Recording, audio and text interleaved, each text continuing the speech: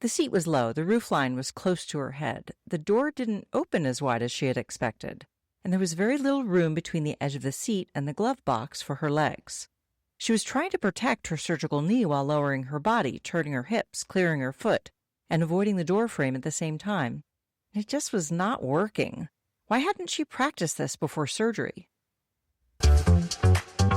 Are you ready to get back to what you love after knee replacement? The Total Knee Success Podcast is your trusted guide with practical tips, evidence-based strategies, and no fluff. It's not personal medical advice, just solid education to help you manage pain, regain mobility, and get back to living the life you love. Let's dive in. Welcome back to the Total Knee Success Podcast. I'm Michelle. After leaving the hospital, Linda walked toward the passenger side of her daughter's sedan. She had already practiced walking with her walker, standing from a chair and going up a few steps. Then she opened the car door and realized that none of those activities looked quite like the challenge in front of her. The seat was low, the roofline was close to her head. The door didn't open as wide as she had expected, and there was very little room between the edge of the seat and the glove box for her legs. She was trying to protect her surgical knee while lowering her body, turning her hips, clearing her foot, and avoiding the door frame at the same time. It just was not working. Why hadn't she practiced this before surgery? By the end of this episode, you'll understand why getting in and out of a low car feels so awkward after knee replacement, how seat height and vehicle design change the movement, and several ways to make the transfer more controlled and comfortable. Car transfers receive surprisingly little attention compared with walking, stairs, and getting out of a chair. Yet, this is one of the first real-world tasks many people face after surgery. You need a car to leave the hospital or surgical center, attend appointments, and gradually return to the activities that connect you with other people. There's a practical reason this feels difficult. A car transfer combines several movements that are challenging after knee replacement. Low surface, bending your hip and knee, rotating your body in a confined space, lifting your leg over the door opening, and then reversing the entire sequence when you get out of the vehicle. When you sit in a regular chair, you can approach from the front. You stand with your back to the chair directly in front of it, reach for the armrests if they're available, and sit straight down and back. A car does not offer that arrangement. The seat faces forward, but you enter through an opening at the side. Many people instinctively try to get into the car the way they have for years. Stand on one leg, place the other foot inside, and lower onto the outer edge of the seat with only part of their pelvis supported before bringing the rest of their body in. That familiar method may still work for some people, but right after knee replacement, it often does not work as smoothly as expected. It's requiring some single-leg balance, controlled lowering, enough hip and knee motion to clear the doorway, and the ability to turn while only partly supported by the seat. Early after surgery, that combination can feel extremely difficult and maybe unsteady or unsafe. Separating the task into smaller steps usually gives you more control. Sit fully on the seat first, then turn and bring your legs inside. Vehicle ergonomics research involving older adults has found that people use several different movement strategies during vehicle entry and exit. Comfort depends on the combined demands of trunk bending, foot placement, rotation, and the amount of space available. Seat height is important, but the shape of the seat, the door opening, and the room for your legs can change the transfer just as much. The height of the seat is one of the biggest variables. When a seat is high enough that your hips remain near the level of your knees, you don't have to lower your body very far. When seat height is low, your hips travel farther downward, you need to bend your knees more, and your thigh muscles must control more of your body weight. Research on sit-to-stand movement has consistently shown that lower seats increase the demands of the task. Rising from a lower surface generally requires more strength, greater joint motion, and more forward movement of the trunk. Getting into a lower vehicle presents the same challenge in reverse to the sit-to-stand transfer we were just talking about. Your quadriceps and hip muscles control your descent, while you manage your knee, which may still be swollen, stiff, or reluctant to bend. Getting back out of the vehicle may feel even harder. Now you're starting from the bottom of the movement. Your feet may be positioned below or in front of you. The door opening limits where you can place them, and the car may not offer a secure handhold where it's useful. The depth of the seat also changes the task. Some vehicle seats slope downward toward the back. Once you're sitting, your hips may be lower than your knees. That position can increase the effort required to stand back up. Also, a deeply contoured seat may hold your pelvis in place, making it harder to turn toward the open door. The height of the door opening is another factor. A sedan may have a low seat and a low roof. You need to lower yourself enough to clear the roof with your head while also keeping control of your knee. A taller crossover or SUV often provides more headroom and a seat that's closer to standing height. But a very tall vehicle creates a different problem because you have to step upward to enter. The easiest vehicle is usually not the lowest or the highest. It's the one that allows you to sit without dropping low or climbing high and stand without pulling up or jumping down. Let's look more closely at what your hip and knee are doing. As you lower toward the seat, both joints bend. Your trunk usually leans forward to keep your balance over your feet. Your quadriceps control your knee as it bends, while your hip muscles control your pelvis. Once you make contact with the seat, you shift your weight away from your legs, but the movement's not finished. You still need to bring your legs into the vehicle. Bringing your legs into the vehicle is often the part that feels the hardest. Your hip and knee need to bend, your foot has to clear the doorway, and your surgical leg may feel unusually heavy. Swelling and reduced quadriceps activation can make lifting it surprisingly difficult. Instead of planting your foot and twisting your body around it, sit first. Turn your trunk, hips, and legs together in a smaller movement. Ask your physical or occupational therapist whether this general approach fits your situation. Although the movement can look complicated at first, it's usually very doable once you separate it into a few smaller steps.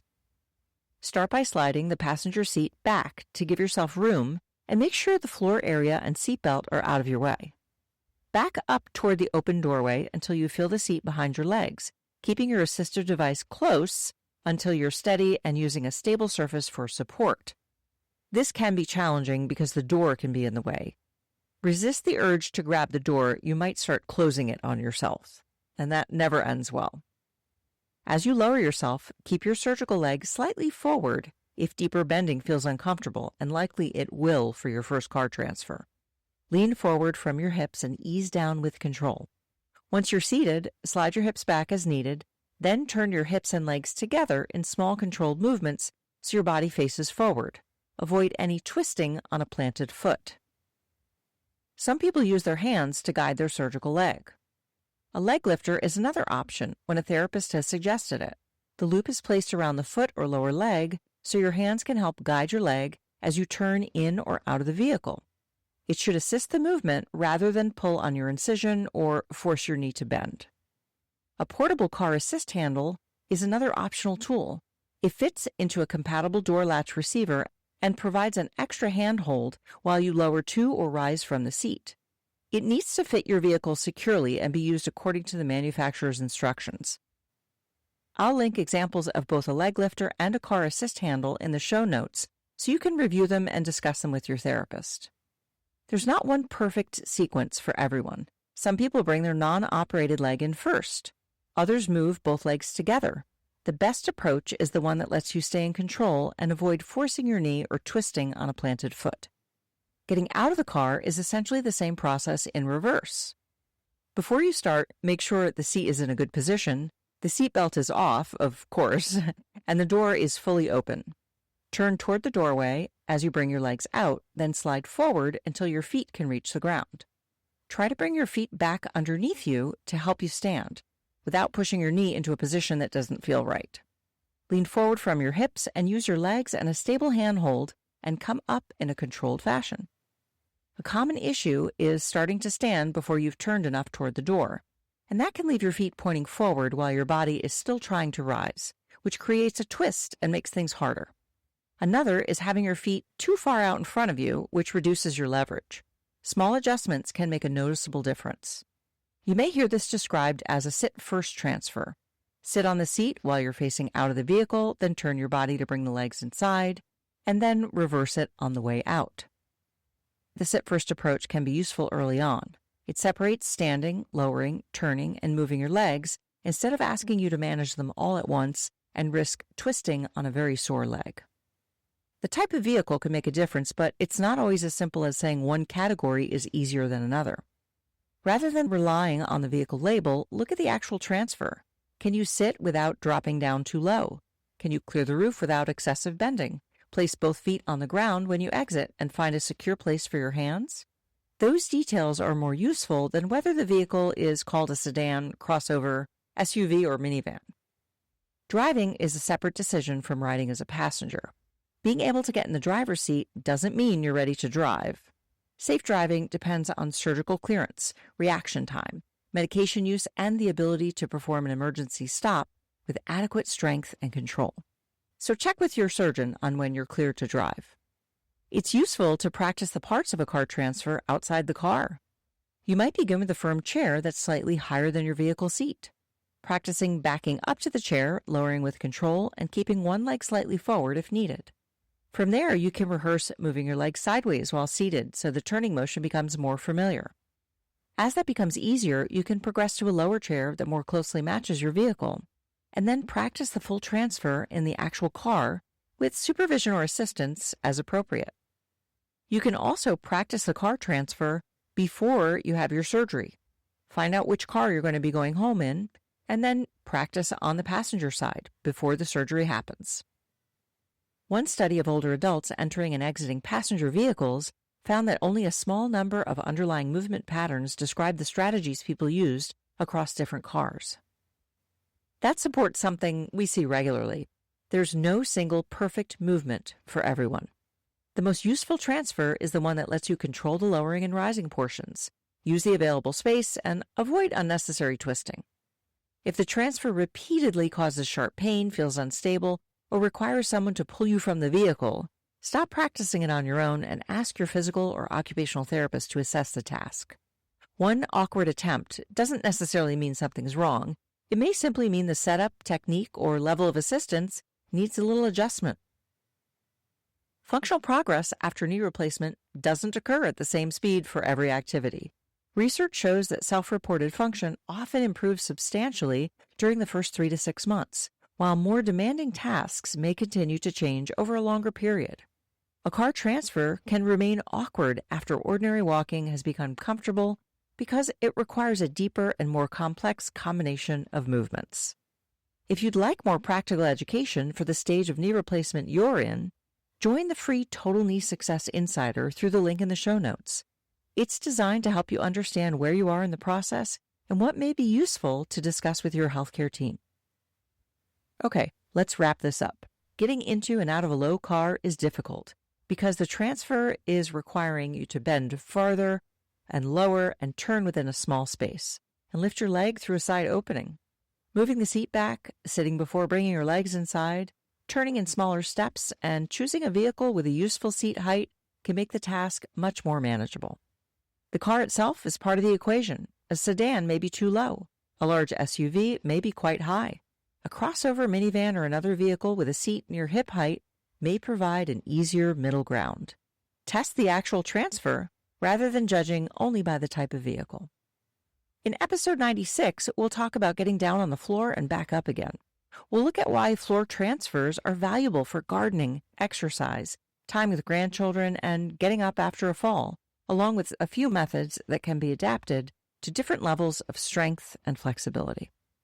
Thanks for joining me. I'm Michelle, and this has been the Total Knee Success Podcast.